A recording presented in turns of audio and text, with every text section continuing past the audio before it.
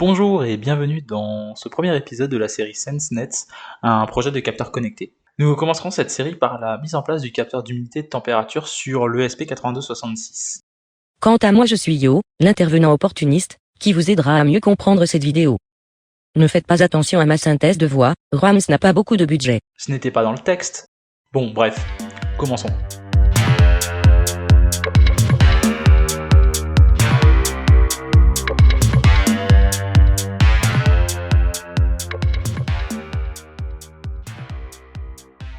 Nous allons utiliser les capteurs DHT pour mesurer la température et l'humidité. Il en existe deux grands types, le DHT11 et le DHT22. Vous pourrez les reconnaître aisément par leur couleur, le 11 étant bleu tandis que le 22 est blanc. Vous constaterez sur la fiche que le 22 est bien plus précis que le 11 pour une consommation équivalente. Dans ce cas, pourquoi s'embêter avec les DHT11, autant prendre les DHT22 uniquement. Pas forcément, le DHT11 est bien moins cher que le DHT22, donc si votre projet ne requiert pas de précision, le DHT11 fera parfaitement l'affaire. Si je comprends bien, c'est pour les radars. Je ne sais pas si c'était une bonne idée cette petite voix. Vous pouvez vous procurer le DHT soit à nu, soit via module.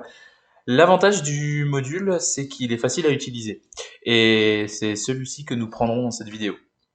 Il possède trois broches, l'alimentation de 3,3 volts à 5 volts, la broche de données et la masse. Voici le schéma pour ceux qui ont un capteur sans module. Pour les autres, il suffit de brancher la broche data directement sur D5, sans la résistance. Pour configurer l'ESP8266 dans l'IDE de l'Arduino, il suffira d'aller dans Fichier, Préférences, de coller ici l'URL que je vous fournirai dans la description. Vous pouvez également cliquer sur le bouton à droite pour en coller plusieurs si jamais vous avez plusieurs librairies. Faites OK. Ensuite, une fois que c'est fait, il faut aller télécharger la carte dans l'outil type de carte, gestionnaire de cartes. Recherchez ESP8266 et vous téléchargez ESP8266 Community. Vous faites installer. Éventuellement, vous pouvez sélectionner une autre version si vous le souhaitez.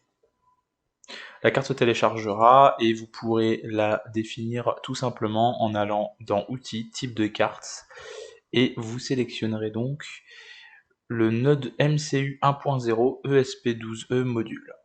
C'est pour ceux qui ont un node MCU.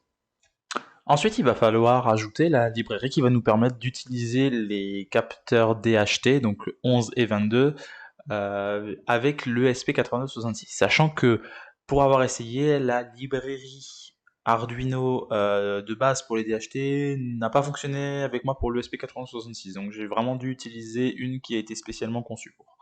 Donc pour ça, il suffira d'aller dans Croquis, inclure des bibliothèques, gérer les bibliothèques.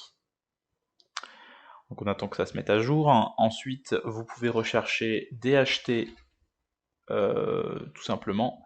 Et en descendant, vous trouverez DHT Sensor Library for ESPX. Et donc vous avez juste à installer celle-ci. Une fois que nous avons configuré notre ESP8266 et la librairie DHT dans l'IDE de l'Arduino, nous allons pouvoir commencer par inclure cette dernière. De cette façon-là, ensuite on va pouvoir déclarer la pin sur laquelle on souhaite brancher le capteur DHT 11 ou 22. Donc moi j'ai précisé que c'était sur la pin D5. Ensuite, il suffira uniquement de mettre le DHT ESP en tant que déclaration. Une fois tout ceci fait, on va démarrer la fonction setup et donc démarrer une liaison série à 9600 baud et un DHT setup qui va nous permettre de déclarer sur quelle pin exactement se situe notre DHT 11, donc là ça sera D5, et le type de capteur. Donc là, moi en l'occurrence c'est un DHT 22, si vous avez un DHT 11, vous mettez un DHT 11. Ensuite, dans la fonction loop, tout simplement, il suffira de récupérer la temp and humidity, qui est simplement une variable qui contient humidity et température. Moi, je l'ai fait rebondir sur une fonction mesure que je vous détaillerai juste en dessous. On va afficher un JSONify de cette valeur et on va mettre un delay de 1000 pour éviter que ça nous pollue la console. Donc la fonction mesure que je citais tout à l'heure, c'est effectivement un simple get temperature and humidity sur DHT, donc qui nous permet de retourner directement la valeur. Ensuite, il suffit juste de faire une fonction JSONify. Donc, bon, grosso modo, la fonction n'est pas compliquée. Je déclare deux variables, donc temperature and humidity. Je vérifie juste que la mesure.température est bien définie. Si elle n'est pas définie, on va mettre nul dans le string, et si elle est définie, on va y mettre, on va tout simplement stringifier la valeur.